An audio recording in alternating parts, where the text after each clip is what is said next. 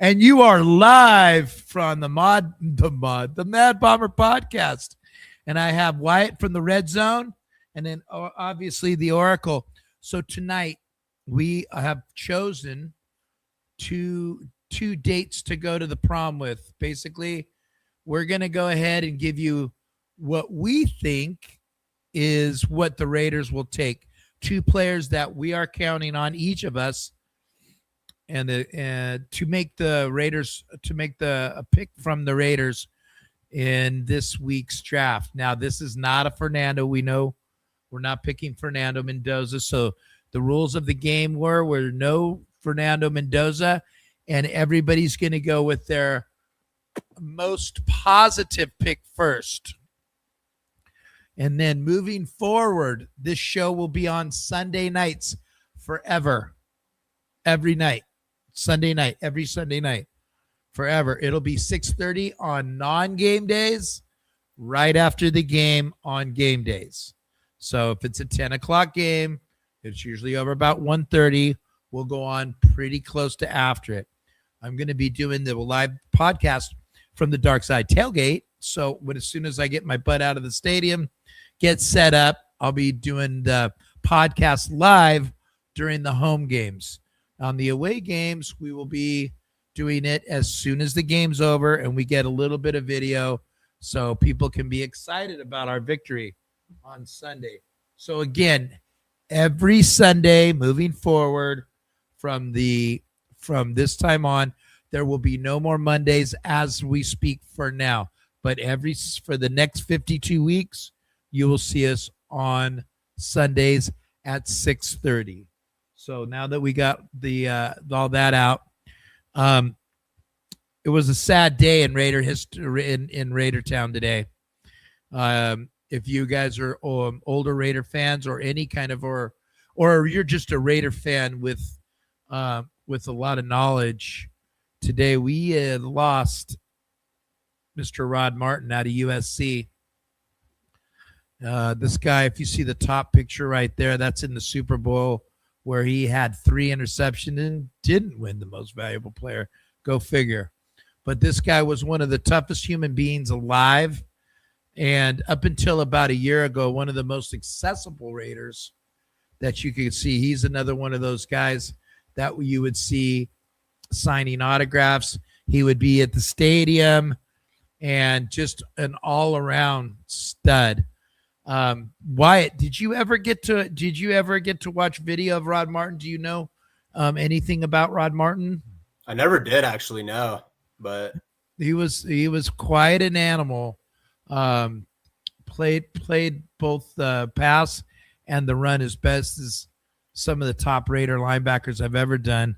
Oracle, what do you remember about Rod Martin? I remember that we talked about him on the show during the season, actually, when we were talking about some of the guys that we believe should get in the Hall of Fame. And, it's really tragic that this happened. It would have been awesome for him to get in the Hall of Fame before he passed. But unfortunately, this is the case. And hopefully he's able to get in the Hall of Fame. I mean, of course, he had that great Super Bowl game. I believe he's a 2-time All-Pro, from what I remember correctly, spent his entire career with the Raiders. So, I mean, this is one of if you go on to Pro Football Reference and you are looking at approximate value, you're able to see some of they're able to quantify how valuable a player is to a certain franchise. Jim Otto is at the top for the Raiders. I believe Rod Martin is one of the top defensive players in Raider history, according to Pro Football Reference. It's Howie Long. It's Willie Brown. So he's really up there in terms of some of the greatest Raiders of all time, according to Pro Football Reference. And Tim Gorman just chimed in, and we had Tim Gorman on the show about a month ago. His family presents the Gorman Award, which is now the Commitment to Excellence. And he just chimed in and he said, R.I.P. Rod Martin, not only a 2-time Super Bowl champion, but also a 2-time Gorman winner as well. Never got to meet him, but I'm sure he was a wonderful person, and I wish his family the best. Thanks a lot, Tim. Yeah, that's a crazy. He's 72. I mean, that's still young. And remember, Oracle, we had heard that he was having some problems when we were at the Flores event. And so our prayers are to him today. One of my favorite linebackers of all time. And before we talk about the draft and talk about our top 2 players, there's a lot of good linebackers in this draft. There is a huge amount of linebackers in this draft. And I don't know about you guys, but it's been driving me nuts watching these mock drafts. I don't know why I'm getting so like emotionally attached to these TMZ podcasters, but holy guacamole, Batman. It's like, oh, look at my new mock draft. It's like, okay, you have one linebacker on this draft. Are you going to go UDFAs? I want to talk with Oracle. What do you think about this linebacker draft? And if you're the Raiders, are you salivating on getting some good depth?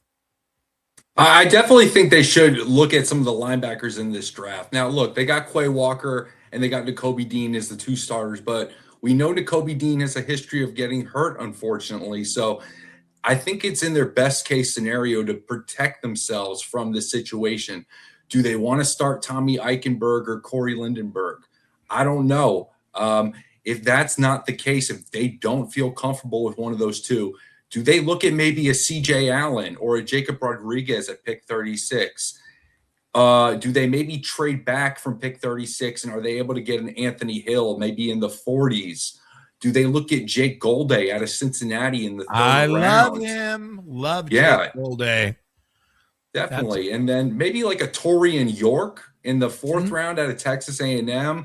There's a Trotter from Missouri who's a really good run defender, but he's not the best guy in coverage. So that's what you get with some of these linebackers that are not outside of Arvell Reese and Sonny Styles, is some guys that are maybe knocked for their athleticism. But I think if you get a guy like CJ Allen or Jacob Rodriguez, who has really good instincts, which could make up for some of your athletic limitations, I think that could be a really good move for the Raiders. Before I get to you, Wyatt, that's funny because I just saw as soon as you guys are done and anybody out there is listening, go check out Cody Lindenberg's workout video. I guess he's going nuts. I think he's seeing the chance for himself to seize the moment. And I just watched it because, I mean, last year, did you guys watch the Ashton Genty hill climbing when he was training for that? Did you guys, either of you, see that? I saw a video the other day, actually, of him training. I didn't see anything about last year, but I saw another video. There's a new video of him out there training. Okay, so what about you? Why have you seen the Ashton Genty? Any of his workout videos? Yeah, I think I saw that pop up. Yeah, it was pretty funny to see them going at it like that. Oh my God! Well, last year before he got to camp, they showed him with 2 footballs running up this hill sideways, going down it as backwards as fast as he could. It was nuts. If you guys have a chance tonight, the Bombers, Mr. and Mrs. Bombers out there, go check out Cody Lindenberg's workout video. Very, very impressive. He's a man who knows that the moments right now is the best he's ever going to have to seize the moment. So, and that guy's one heck of a special teamer. So, as far as the linebackers, Wyatt, finish us off. What do you think about this year's drafts on linebackers? Because you did bring up Jacob Rodriguez earlier in one of the shows. Yeah, Jacob Rodriguez is an absolute gamer. And I think for the Raiders, I mean, a linebacker is one of those positions where they could absolutely benefit from getting some more depth at.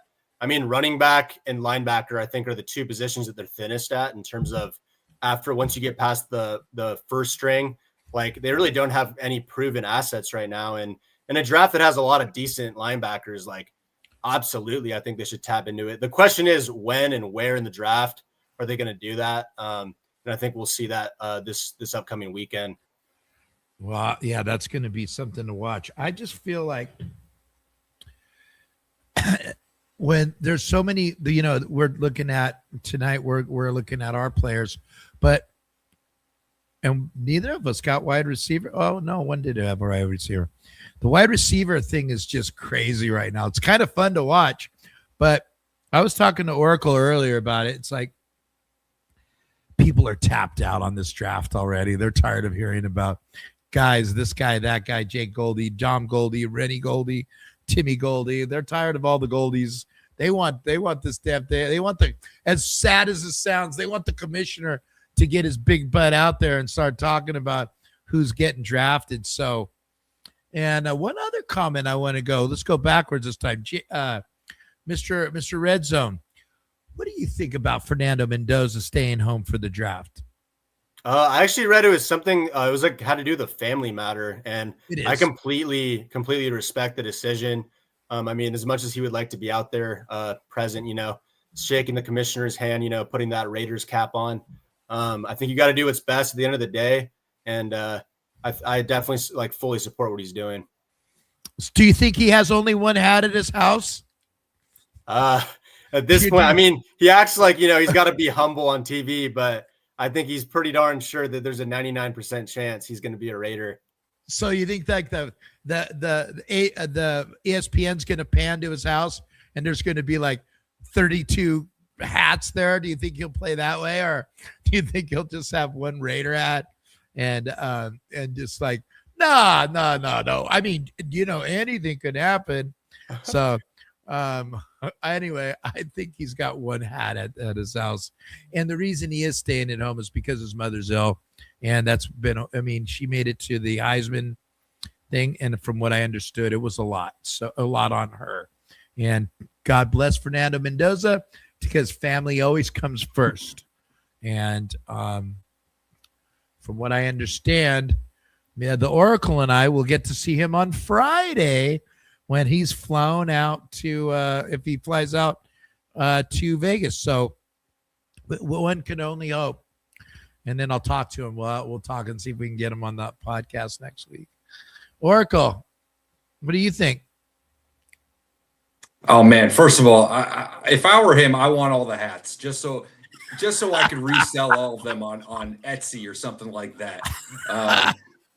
But no, I think he's a capitalist. Jeez. He's a capitalist, definitely. Yeah. Oh my God.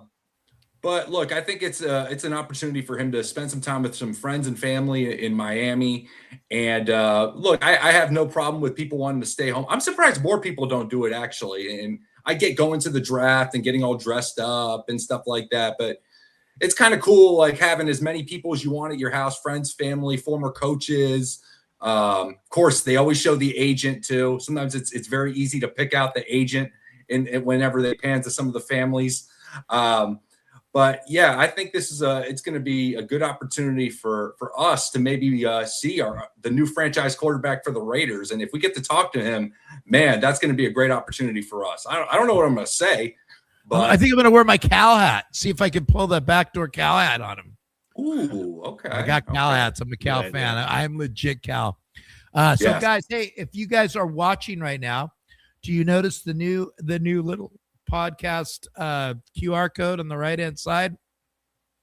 Okay, boomers, you keep telling me that I can't get on that show, and I'm like, okay, boomers, take your phone out and go to that QR code and go right to the QR code right now. We're going to spend a little time with the boomers, or maybe you're not a boomer and you're acting like a boomer, and you go up to the QR code and hit it, and it takes you right to the subscribe. I mean, ChatGPT walked me through everything today. So as a boomer, I would like my fellow boomers to get off Facebook and come on over to the YouTube. Okay. We're getting closer and closer to getting Raider Dad some specific funds. So we want to get that going. So phone out, QR code. And if you can't do it, go get your grandkid. So Wyatt, the red zone is on.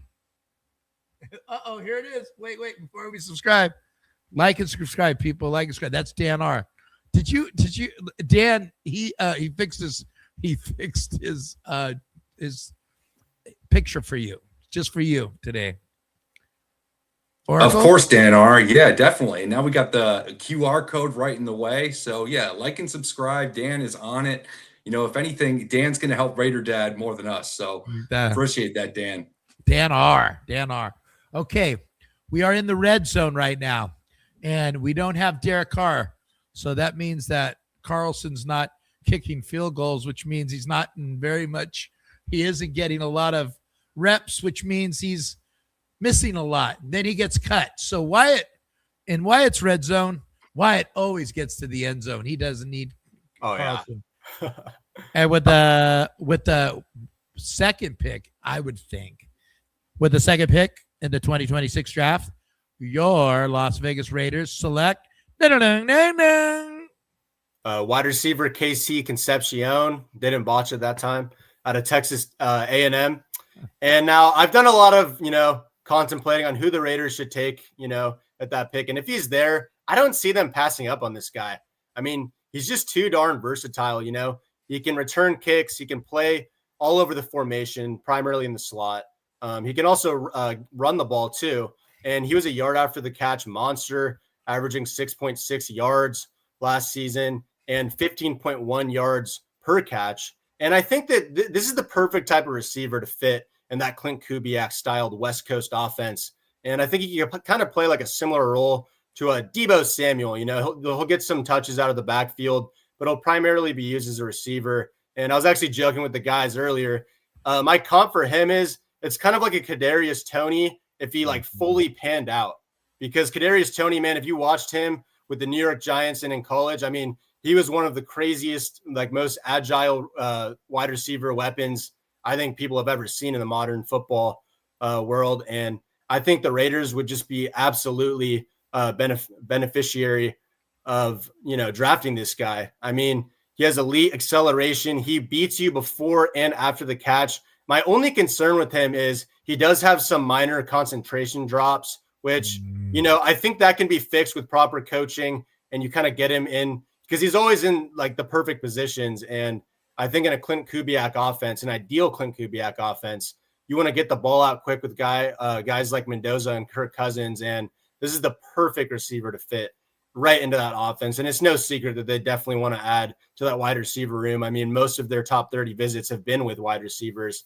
And I know that they've been very interested in Concepcion and Zachariah Branch, but I'm not sure what the severity is of the whole thing that's going down with Branch right now. But knowing that Branch might not be on their radar anymore, depending on how severe that is. And if he's not, I think that makes taking Concepcion or any wide receiver, but specifically Concepcion in that second round, all more important for the Raiders in 26. Before I hand it over to the Oracle to talk about Casey Concepcion, I want to ask both of you guys this question. Does Zachariah Branch fall to the third now? Is that a possibility? Or if you're a GM right now, and if this happened 2 weeks ago, you could wash your hands and talk to the guy and say, da. So right now, somebody's doing damage control for Zachariah Branch. And what happened to him, it's just sounds like it's petty. I haven't heard the whole story. So I know it seems like it was a sidewalk incident where he was blocking the sidewalk. It was after his brother Zion had a game where they had played a preseason, like a inter squad game. So he was attending that. And then he got caught in a little trouble. I don't know what happened to that. And you know what? I don't want to speculate, and I don't really care. This isn't TMZ. What I worry about more than anything is, are you going to get a deal on him in the third round? If he falls to the third round, do you think there's going to be, I don't think there's going to be many teams that are going to pass him up if he gets into the third round. You know what I'm saying? What do you guys think? Oracle, first, what do you think about Concepcion? And then elaborate on what you think about what happened to him. Yeah, with Concepcion, I really like Concepcion. I actually am starting to think that he might be the fourth wide receiver taken in this draft. And of course, we got the big three. We got Carnell Tate, we got Jordan Tyson, and we got Mekhi Lemon.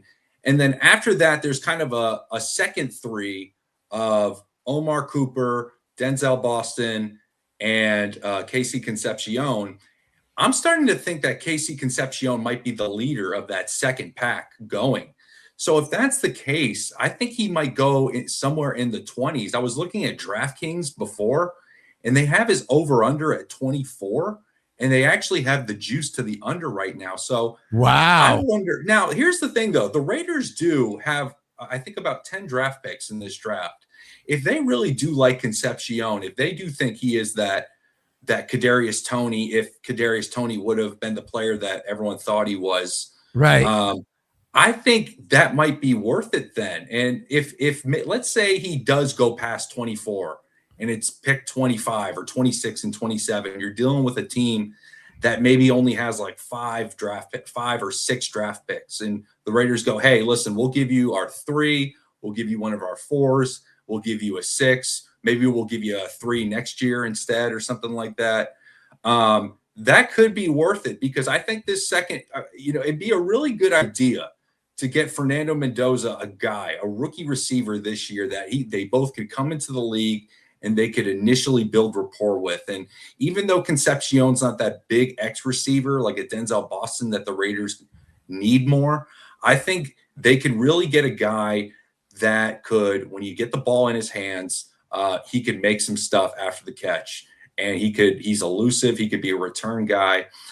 And I hate to say this, but I think if they do take a Concepcion, I think this means that I don't know how they're going to be able to fit Trey Tucker going forward if they want to pay him into this. That's going to be something to look forward. Maybe they can exist together, but how do you build Concepcion, Naylor, Besh, and Tucker all together? As far as the Branch thing goes, I didn't think it was that big of a deal. I mean, I wonder what he said to the police officer that caused him to have handcuffs on him. But at the same time, he might have dropped to the 3rd round anyways, just because of his size concerns. Gotcha. It was in Athens, Georgia, so you never know what could happen. So yeah, that's another part of the world that exists totally differently.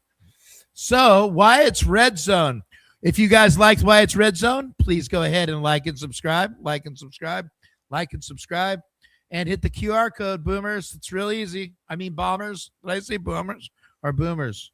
What a horrible person. Name caller. Okay. And since I may just go with one tonight because I'm already see we're at 20 minutes. I am going to go ahead and give the Oracle the next round. If in the 2026 draft, ding, ding, ding, ding, I think that's pretty good. Ding, ding, ding, ding. Oracle, who do the 2026 Las Vegas Raiders select that right now you are betting on he's going to be a Raider next year? Well, kind of like I said, I think in the first round we could have a run on receivers. I think we're going to have a run on tackles. Does Ty Simpson go before the Raiders pick? Is there a defensive tackle run with Caden McDonald, Peter Woods? That means maybe there's a corner that's going to slip to the Raiders. And the guy who I'm going to go with is a guy who I really like, and that's Colton Hood out of Tennessee. Now, Colton Hood is a guy who's kind of like your new age college player. He's had 3 college seasons, and he's played with 3 different teams. Yeah. He started his freshman career at Auburn, where he was a redshirt. Then he went to Colorado, where he was a backup. He was on the team with Travis Hunter. And then he went to Tennessee this past year. Excuse me. He went to Tennessee this past year, and he finally got his opportunity to start. Now, the thing with Colton Hood, when you really watch his tape, he is what's called a boundary corner. So there's 2 types of corners. You have the field corner. Now, remember in college, the hash marks are spread out a little bit more.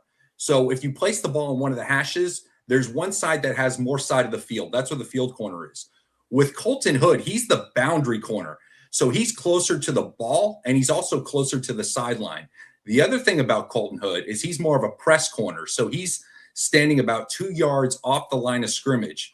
Now, he's 6 feet, and he's about 195 pounds. So he's a little bit of a bigger body for a cornerback, and you want him ideally matched up on X receivers. Now, think about the current cornerback room for the Raiders. We got Eric Stokes, who we know is going to be one of the starters. We got Teron Johnson in the slot.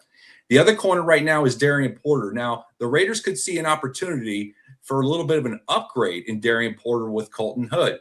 Now, even though in the pros, the hash marks are condensed a little bit more, you still have a field corner who's going to be Eric Stokes. And Eric Stokes makes sense for a field corner because he runs a 4.29 40 when he was at the combine years ago.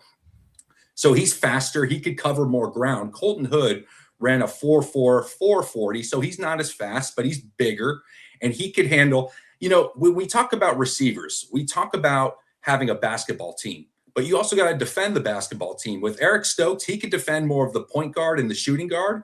Colton Hood could defend the power forward and the small forward. So he could get up there and play press, and he does a really good job with using his hands and his eyes and his feet all together to get in good position. Now, with a corner like Colton Hood, I call him a breakfast corner.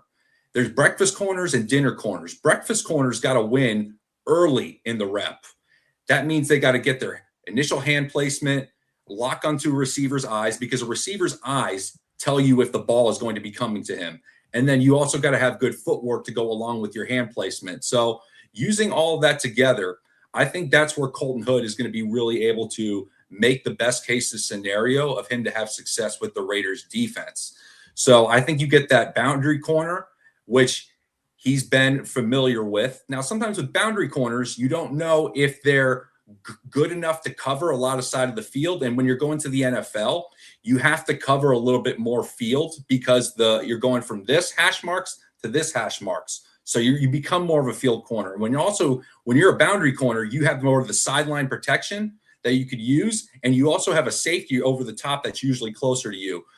Now, I think Colton Hood has a lot of upside because he's only been a one-year starter, really, and he showed a lot of good stuff in his 1 year. He also comes from a football family background. His uncle was Roderick Hood, who played for a bunch of years in the league, played for about 6 teams, and he also has a bunch of brothers who play college football as well. So he's got that competitive toughness in him that I think is going to really transition over. Well, the consensus with Colton Hood is that he is aggressive, sometimes to dismays. He's a very if you're going to talk about what you want as a prototypical Raider, man to man, putting your hands on you the whole way, this guy's going to be one you love then, because he's in your face. He's had a few penalties regarding his hands and I didn't get to see it, but this is the report consistent with 4 other scouts. One of the things that he did talk about when he was, I read an article that he had talked about Travis Hunter. Travis Hunter said he's the one, Colton Hood said he took after Travis Hunter after being with Travis Hunter regarding stamina, because he said that Travis Hunter's stamina was second to none. So he took after him on his training efficiency, and it really helped him. And it looked like it helped him in college. And I love the way that you said that. He's a breakfast corner, because it really is that guy. He is really amazing and aggressive at the point. And that's huge because, like you said, he's going to be against the X's. And most X receivers are bigger guys, and they're bigger, faster guys. Wyatt, the red zone, what do you think about the Oracle's pick there? Yeah, I mean, if they do decide to go cornerback with that pick, I definitely love that one. Colton Hood, he has pro-ready coverage skills, can pretty much match up against, the bigger, more taller, physical wide receivers. And I think that would complement Stokes on the other side of the boundary perfectly. The only thing for me is they have a bunch of needs as well, nose tackle as well. I mentioned receiver. So do they view that cornerback? Do they view Porter as kind of the weak link of that secondary right now? And if they do, I think that going out and getting a guy like Hood makes perfect sense. Right. And that's going to be interesting to think what, this new regime coming in thinks about Darian Porter. Yours truly loves him. I think he's got amazing upside because he's such a physical guy. He's such a athletic guy. And I like his hips. Always have. The Oracle knows that. Love the way he moves his hips. He can be a little bit better at coming up and tackling, but he does come up and tackle. He isn't afraid to do that. So, let me ask you a question. Let's get out of Colton Hood for a sec. Do you think that an X receiver has to be a big guy? Oracle? Well, I think he doesn't always have to be a tall guy, but he does have to have some size on him, and he really has to be good with his hands and his feet together because he's getting that jam on him more often because he's on the line of scrimmage. So that is really what it doesn't always have to be someone who's 6'4", but you want a guy who's at least 200 pounds and a guy who's good with his hands, they measure hand size at the combine. Right. And that's part of the reason with it too. So yeah, it doesn't always have to be that tall guy, but you want a guy who he's good with his releases, because the corner's usually right on top of him, usually like 2 yards off of him in press. So yeah, I think he doesn't always have to be tall. No. Got you. I agree with that. So Mr. Red Zone, we just got through with yours. Oracle. I'm going to talk about real quick, and I want to go over it real quick because we just went over it last. I think if the Raiders do select my pick, the pick I'm picking, other than Fernando Mendoza, is Chase Basantes. I do not think you can let this guy go. If he's there at 36, I don't care who it is other than Denzel Boston, I would take Chase Basantes. I wish I could give you guys. I went dig deep and watched his huddle tape from when he was a sophomore, junior, and senior at St. Bosco. This guy was just a man. He looked like Hulk Hogan all over the field. And literally, I had to watch 35 to 40 pancakes, and he loves to pancake. And even in his college videos, it's a pancake. This guy's a really, really aggressive physical guy. Started out as tackle, moved into guard, did play a little center actually as well on the fly. I just love him. And when I was looking into his collegiate career, he's had 19 penalties. Okay, let me look at what they're for. Oh, so he's a lot like Steve Wisniewski. He likes to play right through the whistle and into the whistle. He's got a few personal fouls. So I'm okay. I'm okay with a few. I don't want 19 in 3 years, but I have no problem. So I'm not going to let you guys talk about this because we already talked about this.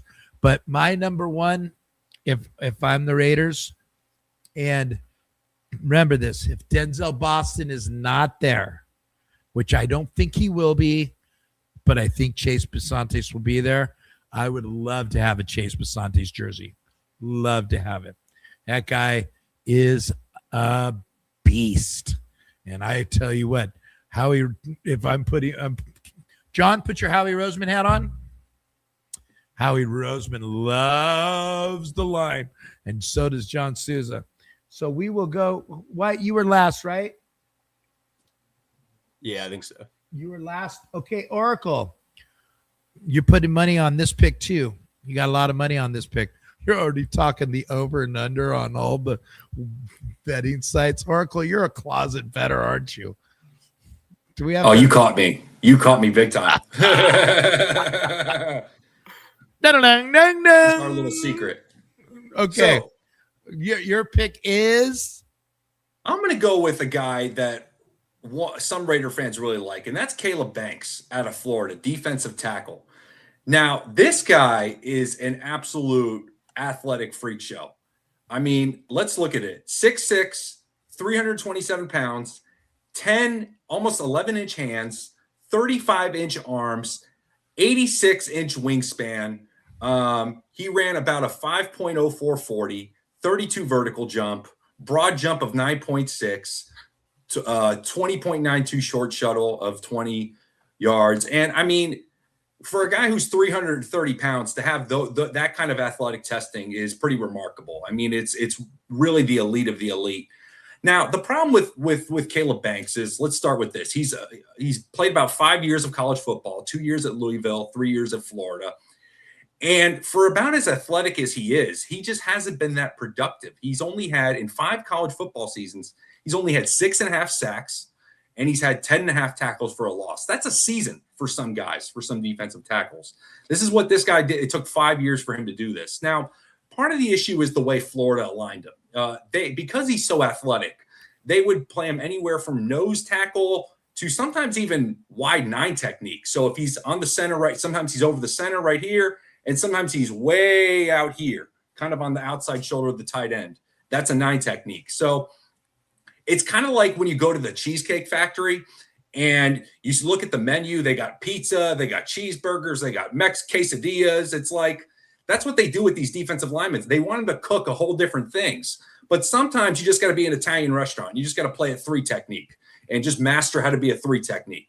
So I think if the Raiders get him, I think they just have him play in between the guards and the centers, and they let him be an interior disruptor right there. Now, the other issue with him is, unfortunately, is the medical. And this is from Dane Brugler's The Beast. So he injured his left foot during 2025 spring practices and wore a boot for a few weeks. The foot then fully snapped during fall camp, which forced him to sit out the first 2 games of the 2025 season. He returned for the LSU game, but re-aggravated the injury and needed surgery. Then he fractured the 4th metatarsal in his left foot the night before on-field testing at the NFL Combine. He didn't realize it until midway through on-field drills, then underwent surgery in March 2026, which will sideline him until June of this year. So, look, it's just unfortunate that this guy has had so many injuries, but for a guy who probably has first-round talent, he might even slip to the 3rd round for the Raiders because of those foot issues. And when you're talking about a guy who's 330 pounds and you're dealing with foot issues, that's no bueno, unfortunately.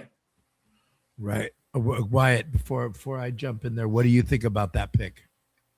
You know what? I think that's the type of pick where you kind of just go with it. You kind of risk it, you know. I think it's kind of worth it because I mean he has rare size and athleticism, like athleticism for his like rare size, you know, with how big he is, and I think it just gives him unlimited upside, really, in a position that we absolutely need as well.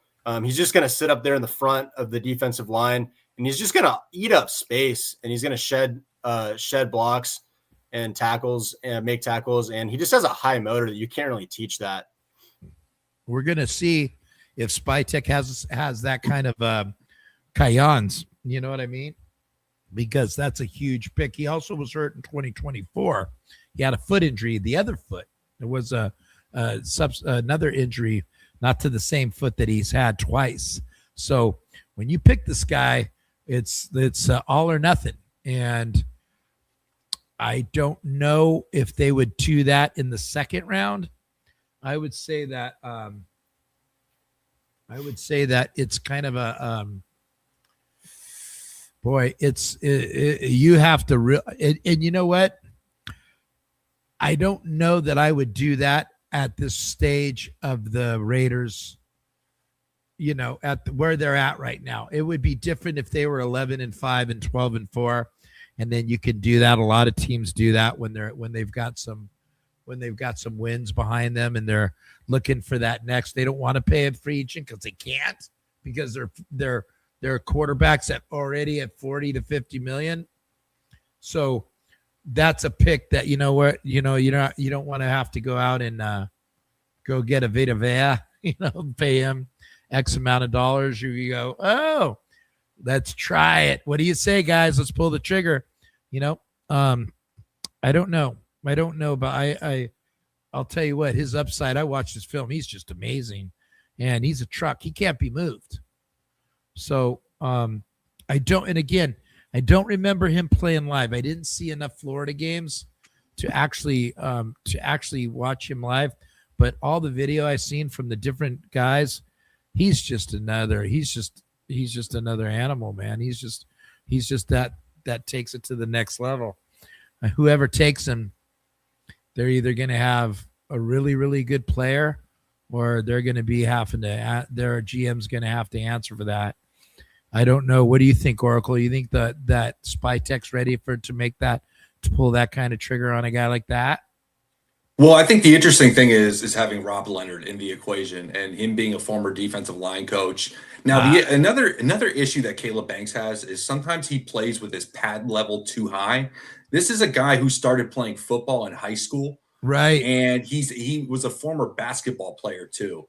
So, how much of the position? I mean, look, he's been playing football long enough, but if Rob Leonard is able to say, hey, look, we get a guy who's this big, who's freakishly athletic. I mean, just the elite of the elite when it comes to athletes. I'm able to coach him up, get his pad level lower, work on his conditioning, because that's the thing with pad level is that when your conditioning starts to go down, that's when your technique and your fundamentals start to go down. So if Rob Leonard's able to say, hey, listen, I think this guy, if healthy, could be a real difference maker. Let's go roll the dice with him in the third round. Yeah. And I guess, and from what I see, his movement is just doesn't look like he's 330. He looks like a very well athletic man.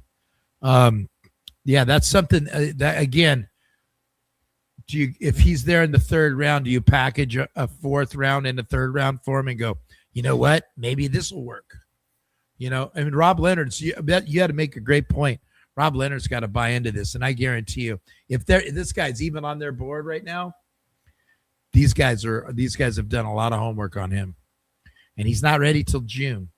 So, if in a place like New York, that would be a nightmare for sure. So, we are back to the red zone, and go ahead, red zone. What do you think? Yeah. I mean, if I'm kind of hedging my bets with this second one right here, I'm going defensive tackle Lee Hunter out of Texas Tech. And I kind of feel like you're obviously only going to get one or the other between Hunter and Banks. And I think Hunter's kind of like the other end of the spectrum where it's kind of, what you're getting. He might not have he doesn't have that crazy high upside like Banks does. I think he's a guy that you can insert onto the defensive line and the nose tackle position on day one out of Texas Tech. Y'all know how I feel about that Texas Tech defense. I really think it was one of the best units. And I really want to get a guy from that unit. And I think Lee Hunter just makes way too much sense here. Let's say Casey Concepcion or any of the other guys we were talking about are gone. I mean, Lee Hunter, he offers a rare 3-down appeal at that nose tackle position. He has a very high motor. And one thing that was interesting to me, he ranked 96th percentile in run stop rate. So he absolutely blows up the run game against opposing offenses. And I think that's huge, just kind of stabilizing that run game, kind of forcing other opposing teams to pass it. And you have Mad Max coming off the edge. Then you gotta worry about all that. And Lee Hunter, the most important thing to me, he commands the double team up front due to his sheer size and power. And that's what made all of his teammates at Texas Tech so good at playing defense, the guys like Jacob Rodriguez and, Bailey on the outside, because you have this monstrous defensive tackle at 6'4", 330 up the middle. And I think if Lee Hunter has as much say as we think he does, I think that he's kind of pounding his fist on the table for this guy, a guy like this at least. And, I mean, Lee Hunter, he's on a very select list of players that the Raiders have interviewed multiple times. So I just think Lee Hunter makes perfect sense in the second round. Oh my God. Every time somebody talks, don't you go, okay, I just changed my pick. Okay. All right. You know what? I'm going to go with him. The impressive thing about Lee Hunter is he's played over 1,700 collegiate snaps. So if anybody has any experience, it's him and Anthony Richardson, allegedly. I'm just joking. Not Anthony Richardson. I mean, him and Ty Simpson. Okay, that doesn't go anywhere. Oracle, Lee Hunter, do you like? I do like Lee Hunter. Yeah, I'll be honest with you. I would, because I'm never honest. I would prefer Lee Hunter over Caleb Banks just because I know what I'm getting with him. I'm getting a guy who could come in, stop the run. The Raiders have enough pass rushers between Max Crosby. We know what Kwity Paye could do potentially. We know what Tyree Wilson could do potentially. We know what Malcolm Coots can do when he's fully healthy. So I think they really need a guy who's 330 pounds because Butler and Booker, they're closer to 300 pounds. So I think they could, and plus Butler, we don't know how much longer he has in the tank. He's getting a little up there. So they could look to get him another long-term replacement there for him. So I think that would be a good pick. Maybe not at 36, maybe a trade back option if they trade back into the 40s. But yeah, no, I would definitely like having Lee Hunter. It's going to depend. You just said, White said it bet. If Rob Leonard likes this guy, I mean, I agree with Wyatt a lot about he makes everybody on that defense better. He's always taking on double teams. And the good thing about him is he doesn't miss tackles. He's got one of the lowest tackle miss rate in college football for his position. That's huge, especially in the middle, man. Because then and we'll see how he does in the pros, because everybody he's going to play against is going to be an all pro or all SEC, all Big Ten, all everything. So that's a great pick. I'll tell you what, I would not have a problem with that either. There's only one person that I would take over anything anybody said, and that's Denzel Boston. If he falls to 36, they gotta pull the trigger on him. They gotta pull the trigger. So my last one. Ding, ding, ding. I am going to go. What am I going to do with the last pick? Guys, if you were to have like movies about gladiators. Love it, yeah. Love when scraps rubs up and down your leg. So the Raiders have Chris Collier and Dylan Laube as your backup running backs for your Las Vegas Raiders. Now, there's another thing that I'm watching all these drafts, and I don't see a running back on anybody's list. None. So I am going to take Emmett Johnson out of Nebraska. Now, I don't know what I think he'll probably go in round 5. Maybe he'll last till 6. Right now, he is under Jonah Coleman, who I loved last week. But I got to believe, looking at all the drafts, and again, I don't know. I'm just looking at all the different drafts and where their position guys. And Emmett Johnson will be there at 5. I don't think he'll be there at 6.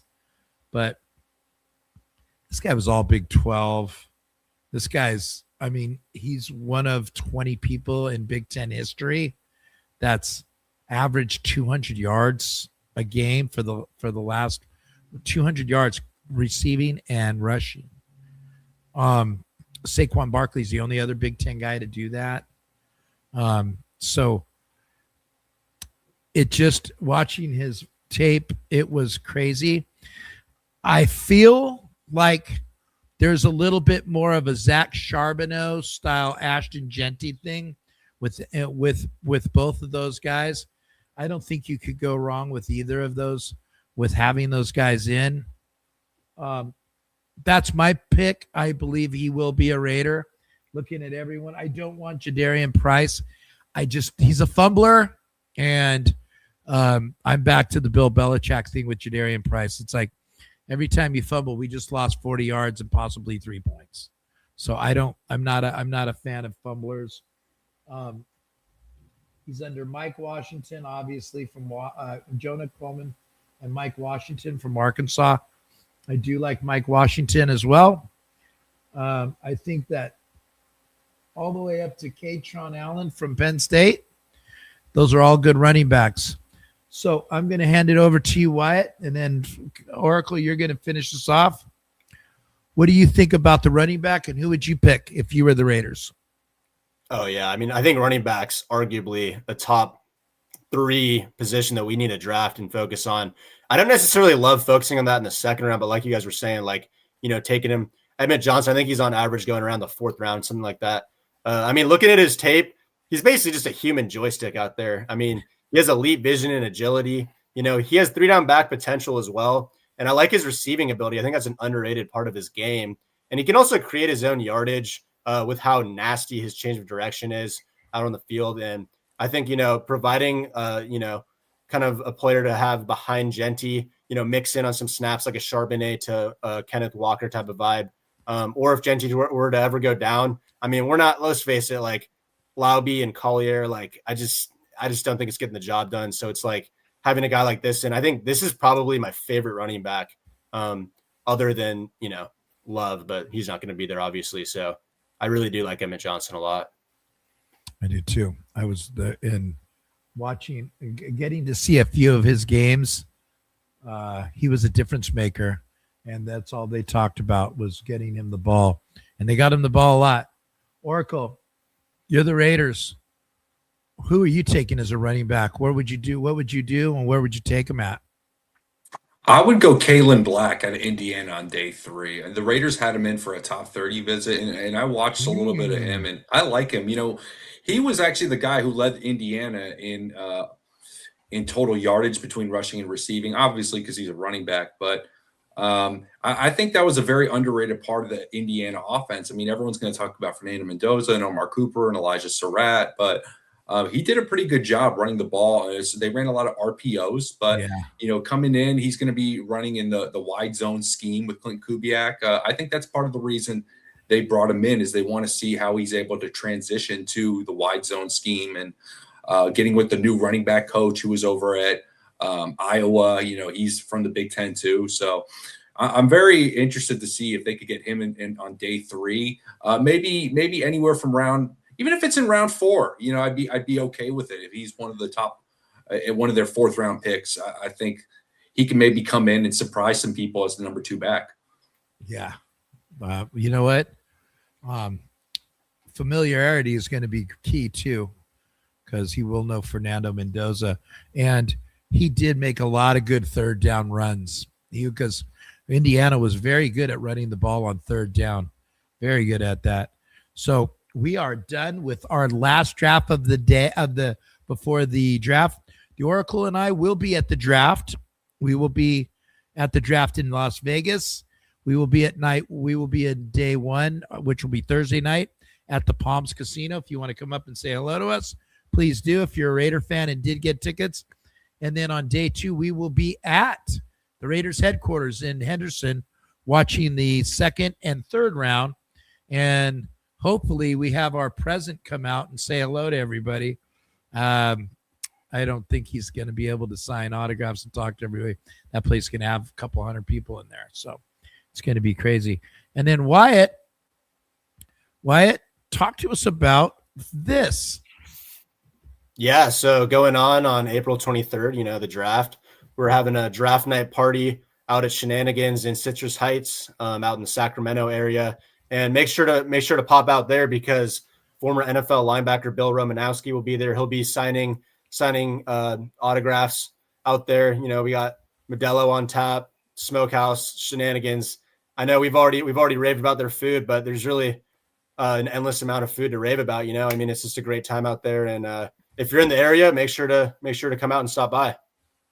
And you get to see Steven Chavez and Carmen and all the guys out there.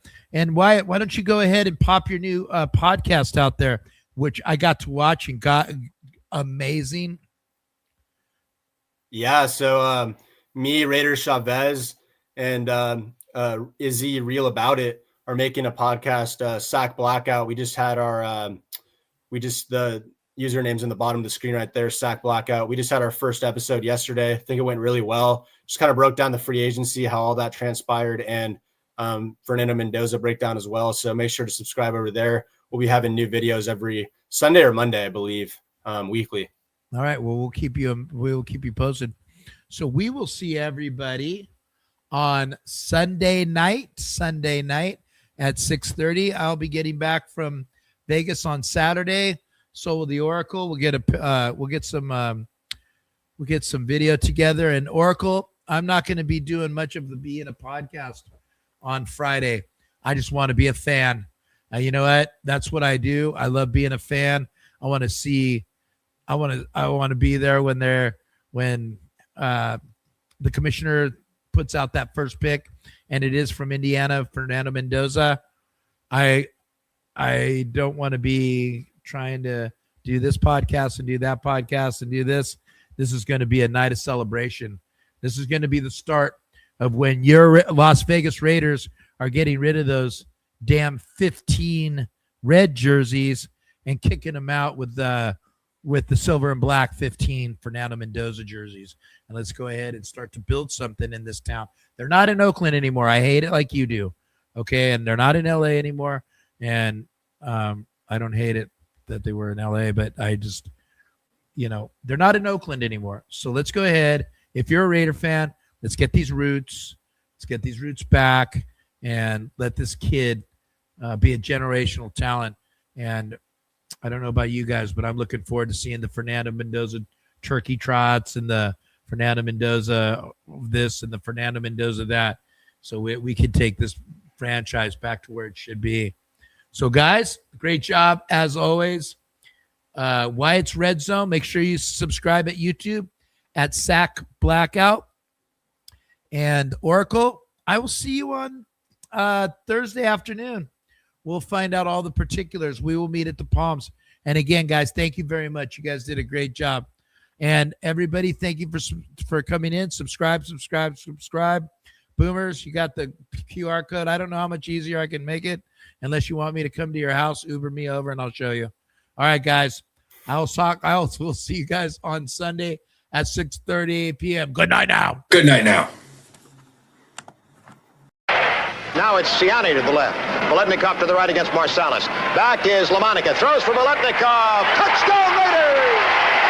Voletnikov is having words right now with Marsalis. Fred caught that ball after quite a physical battle with Marsalis in the right corner of the end zone. He went on out of the end zone, and then instead of slamming the ball into the turf, he ran back in about 10 yards to where Marsalis was and defiantly slammed it in the turf in front of Marsalis. The two tight ends are lined up as tight ends. Back goes Darrell to pass. He's looking for Smith, but instead goes down the middle. Chester, touchdown Raiders! Holy Toledo, what a great call! 19 yards and a Raider touchdown to make it 22-3. Chester had gotten free at the 5 and was all alone in the end zone 2 yards in. The Chargers now have a brilliant opportunity to put this game away.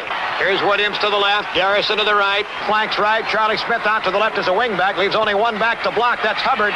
Lamonica back, gets fine blocking, now he throws down the middle, Branch at the 20. Branch at the 18, tripped up, keeps going, reverses to the 15, he's at the 10, he dances down to the 9-yard line. First and goal to go Raiders. 1 minute and 30 seconds left to go, and hang on to your hats. Branch is still in. He goes to the right, slotted inside Voletnikov. 5 defensive backs in there. Lamonica gives to Smith, sending him to the left. He's got Upshaw in front. He's at the 5. He's at the 2. It's a touchdown Raiders! Charlie Smith from 9.5 yards out. Oakland has gone in front. Clarence Davis is in for Charlie Smith. He's a deep threat on pass reception. Back goes Stabler to pass, steps away from the rush. He's going to run up the left side. 30, 25, 20, 50, 10, 5, touchdown!